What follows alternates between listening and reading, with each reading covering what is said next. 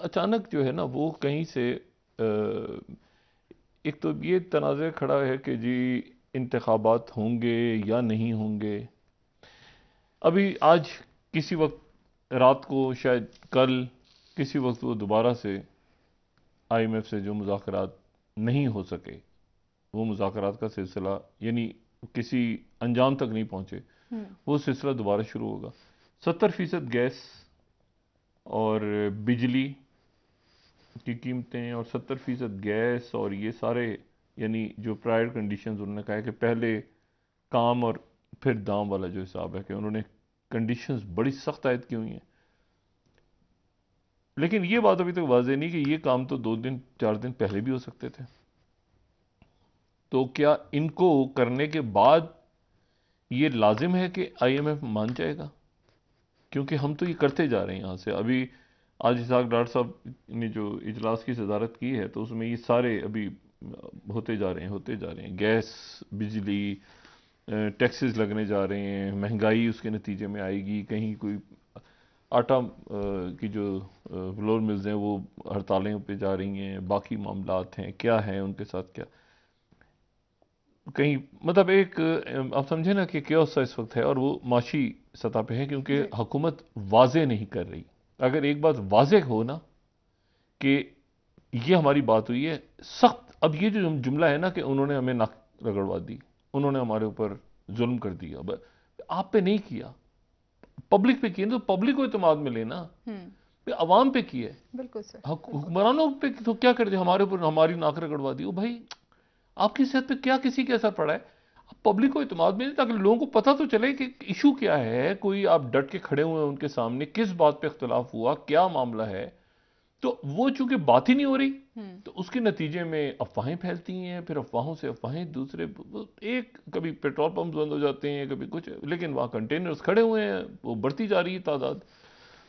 और 2.9 था आखिरी जो फिगर्स आई थी सामने, तो 2.9 के बाद जो है वो अब उसी में से खर्च हो रहा है ना पैसा।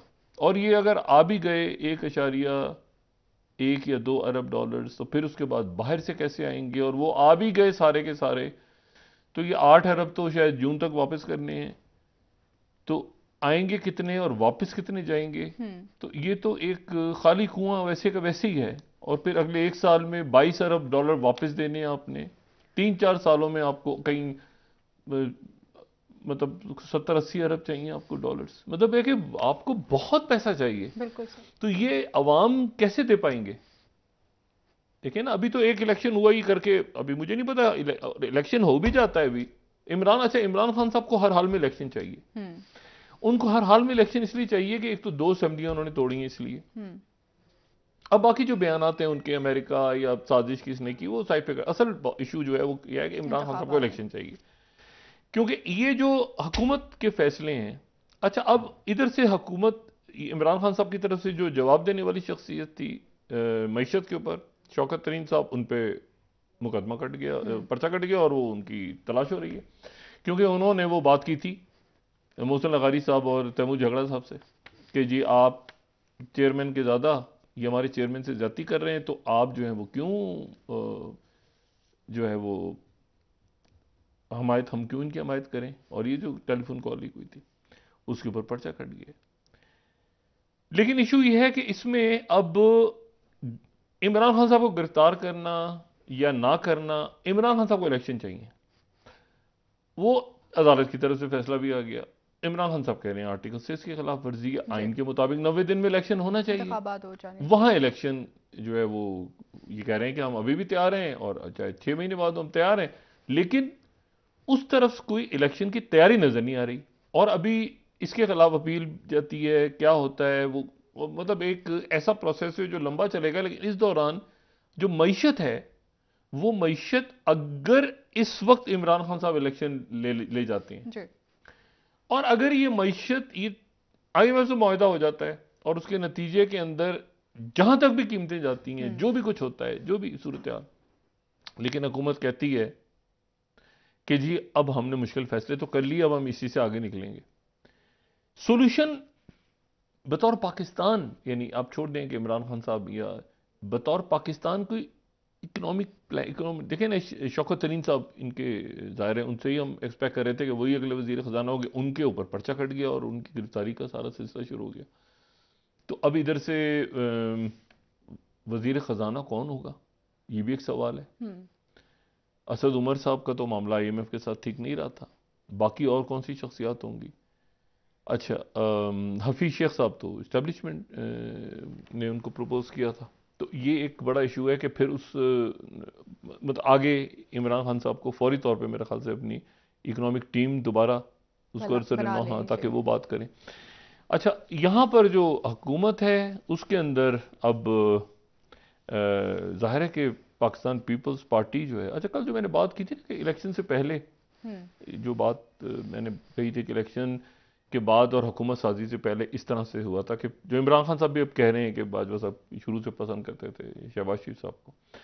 यहाँ बड़ा सबसे जो इंटरेस्टिंग बात है वो ये है कि जो जरदारी साहब का रोल बड़ा इंपॉर्टेंट, क्योंकि इसमें जो देखें हुआ ना इस तरह से कि यहाँ तो दो चॉइसेस थी ना कि जो इमरान खान होंगे या शहबाज शरीफ साहब होंगे।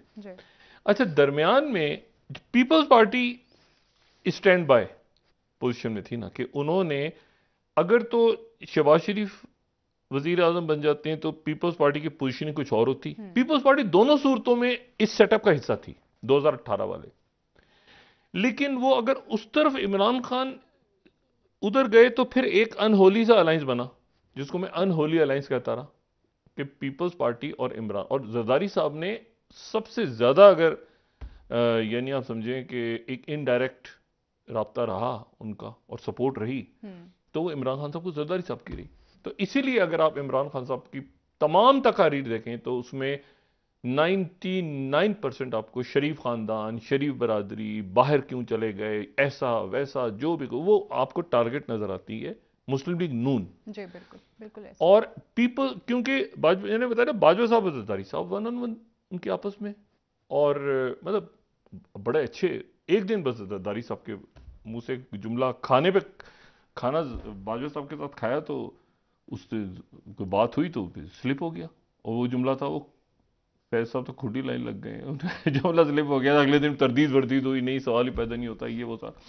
तो एनीवे तो वो, लेकिन जरदारी साहब के साथ उनका अच्छा सिलसिला, और बीच में जो यानी जेल करवाया वो फैज साहब ने और बाजवा साहब ने जेल करवा के रखा इस तरह के इनडायरेक्टली, मतलब इनडायरेक्ट, मतलब अनहोली में। ये बंदर आइलैंड क्या था आप कहते रहे, वो बंदर आइलैंड क्या था, क्या दूसरा भी तो था एक गुद्दू आइलैंड, कौन सा आइलैंड खुदा जाने, वो 2 जजायर थे, वो $30 अरब इन्वेस्ट होने थे, वो था। देखे ना वो कह सिंध हुकूमत से नहीं कह रहे मान जाओ आप यूं करो ऐसे करो ऐसे करो तो बहरहाल उसको तो वो तो जब गिराने का भी लेकिन जब वक्त आया खान साहब की हुकूमत तो उस वक्त भी जरदारी साहब ने रोल प्ले किया। वो इमरान खान साहब की एक ऑडियो भी आई सामने, तो इमरान खान धीमे धीमे से ना वो मतलब है कि वो फिर सिंध की सबसे बड़ी बीमारी वो हल्का सा उधर से जवाब आ गया, और बिलावल को करते थे, लेकिन वो जरदारी साहब और पीपल्स पार्टी को उन्होंने सिंध पे आप देखें ना कि कम तवज्जो असल यहाँ था मरकज। अच्छा सर, बिलावल साहब ने एक बात की, उन्होंने कहा कि हम तमाम जमातों से अनहोली अलायंस था ना, अभी उन्होंने ये बात की, ये अनहोली अलायंस जो टूटा है ना, वो अनहोली अलायंस टूटा, तो वो अनहोली अलायंस टूटने में फिर जरदारी साहब वहां पे जरदारी साहब फिर अलग एक्टिव हुए, और इसीलिए जरदारी साहब PDM का हिस्सा नहीं बने। जी बिल्कुल, क्योंकि नवाज शरीफ साहब और मौलाना साहब को हमेशा से ये उनके जहन में रही बात कि जरदारी साहब किसी वक्त मतलब जरदारी को PDM में ना रखें, तो PDM में, और इसके पीछे वजह क्या थी? उसके पीछे वजह ये थी ना कि जरदारी साहब पीपल्स पार्टी हिस्सा रही है ना, इस एक हुकूमत रही है उनकी, एक सूबे में उनकी हुकूमत रही है, और वो हुकूमत जो है वो तो सोने चांदी हीरे जवाहरात की कान है सिंध हुकूमत, तो उधर जो है वो जरदारी साहब की वो रही आराम से, और मतलब तो खान साहब का फोकस यहाँ पे रहा पंजाब जो है ना, आप शरीफ खान। अच्छा, फिर उसके बाद ये कि वो अगर आप उनके सोशल मीडिया पे भी देखें तो शरीफ खानदान उसमें बहुत हल्का फुल्का सा कहीं दाएं बाएं कोई पीपल्स पार्टी का जिक्र था, लेकिन वो हाँ कभी कोई मुराद अली शाह साहब के बारे में किसी के बारे में उनकी कोई प्रेस कॉन्फ्रेंस नहीं हो रही, कुछ नहीं हो रहा, ज्यादातर लोग भी पीपल्स पार्टी से यहाँ पर आए हुए थे सारे, तो वो और उधर राब्ते में भी थे, तो इमरान खान साहब वॉज ओके कि यार ठीक है इनसे मिलते हैं तो कोई मसला नहीं है, मसला ये है कि शरीफ खानदान से कोई नहीं मिलना चाहिए। अच्छा, अच्छा, अब इसमें जो इशू है वो ये कि खान साहब को इलेक्शन लेना है। खान साहब अगर इलेक्शन ले लेते हैं इस पूरी सूरत हाल में, तो वो हो जाएंगे 2/3 या 3/4 से। ये एक राय राय आम, आम है। हाँ बिल्कुल आम, और पोल्स भी कह रहे हैं और हर चीज ये कह रही है कि इमरान खान साहब ले जाएंगे इलेक्शन, उठा के उठा लेंगे, पूरा स्वीप करेंगे। और स्टॉक मार्केट में यहाँ ऐसे, वैसे तो मंदी है तो खान साहब का टिकट बिल्कुल ऊपर। लेकिन इशू ये है कि जो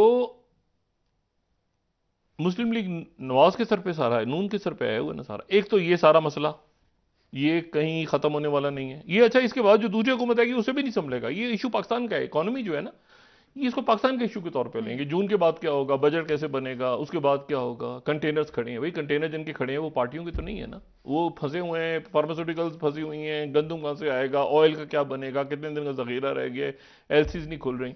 तो वही, ये तो वहीं का वहीं खड़ा है। आईएमएफ कितने दिन और लेती है, कब तक मुज़ाकरात चलते हैं, कब मुआहिदा होता है, कब बोर्ड कब मीटिंग होती है। तो अभी तक हम वहीं खड़े हैं जहां पर हम आज से, बल्कि खराब पोजीशन में आज से 15 दिन पहले से माशी तौर पे। लेकिन इसमें जो इशू है वो ये है कि जो मुस्लिम लीग नून के अंदर दरारें पड़ रही हैं, अंदर बड़ी खौफनाक किस्म की दरारें पड़ रही हैं। और शायद थकान अब्बासी साहब और मरीम नवाज साहिबा, और इसमें मेहताब अब्बासी साहब, इसमें शायद मिफ्ता इस्माइल साहब भी हैं, मिफ्ता इस्माइल साहब भी हैं, और गालिबन हनीफ अब्बासी साहब भी कुछ अच्छा कुछ खफा से हैं। मेरी उनसे बात नहीं हुई, लेकिन शायद देखते हैं कि वो लेकिन वो भी शायद थोड़ा सा। लेकिन मैं कह रहा हूँ कि क्योंकि वो इशू ये है सारा कि वो बड़े वाज़ेह कैंप सामने आ रहे हैं। और ये अच्छा, जो लाहौर हाई कोर्ट है उनके फैसलों पे मुस्लिम लीग नून को इतराज़ हो रहा है, और जो इलेक्शन कमीशन है उनके फैसलों पे इमरान खान साहब को इतराज़ हो रहा है। तो आगे मामला कैसे चलेगा, अब ये कब तक अपील्स होंगी, अदालतों में जाएंगे, गवर्नर्स जो हैं वो फैसला करेंगे, कौन करेंगे। एक बिल्कुल आप समझें कि आइन एक तरफ रखा हुआ है, और बस वो कहते हैं ना फ्री फॉर ऑल, थिंका मुश्ती जा रही है, जो कहीं ना कहीं आके रुकेगी।